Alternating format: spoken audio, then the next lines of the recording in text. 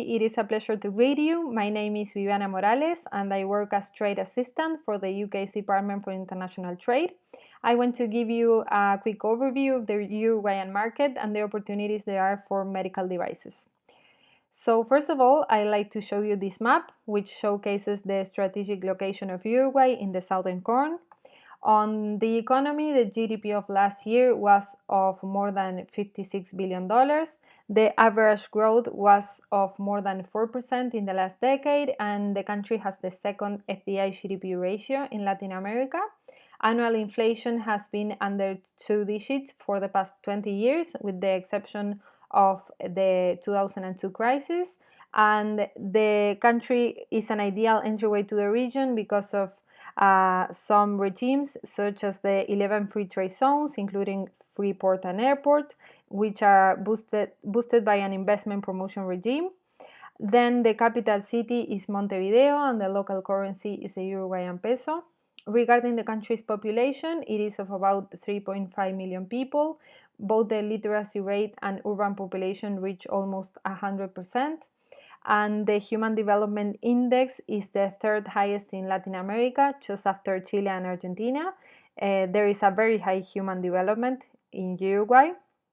The average life expectancy is of almost 78 years, 81 for women and 74 for men.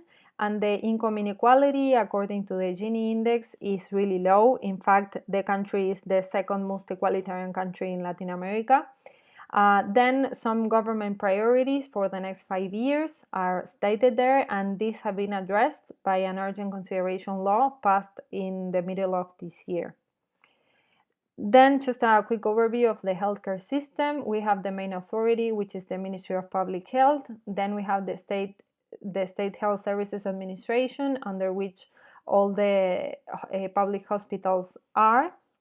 Then the National Health Plan guarantees health coverage for almost 2.5 million people, which is almost 75% of the total population. And the Health Technology Assessment Agency was formally created this year, but its structure, activities, and resources have yet to be confirmed. Then on a quick regulatory overview, of course, the main authority is the Ministry of Public Health. And on medical devices and equipment, I should highlight that products sold directly to the public might only be commercialized by companies authorized for this purpose, which are usually representative of foreign companies here. Regarding the medical devices market, this is a market that is highly dependent on imports. Around 70 million pounds were imported in 2019, and 95% of purchases were made by the private sector. It's worth highlighting that this year, because of the pandemic, a lot of imports have been flexibilized and exempt from taxes and some procedures, such as PPE, respirators, and others. Because of the aging population, significant investments are needed in those areas. And just for you to have an idea of the main medical devices imports, I should highlight the instruments, orthopedic appliances, and some other devices to detail in the next slide.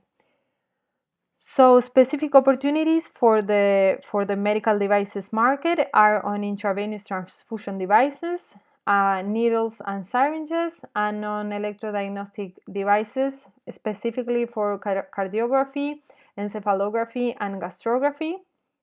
Then on orthopedic items, I should highlight that this goes from walkers to ankle or back supports, and then some opportunities on research and development, but that depends on the nature of the company. Finally, some events to highlight. The two first are to be confirmed because of the pandemic, but I would like to highlight Expo Prado, which is the most important agro-industrial show in the country, attracting more than 400,000 visitors each year. And then we have the best practices in the pharma supply chain, which is yet to be confirmed too.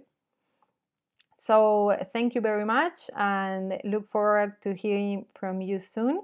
Have a great weekend.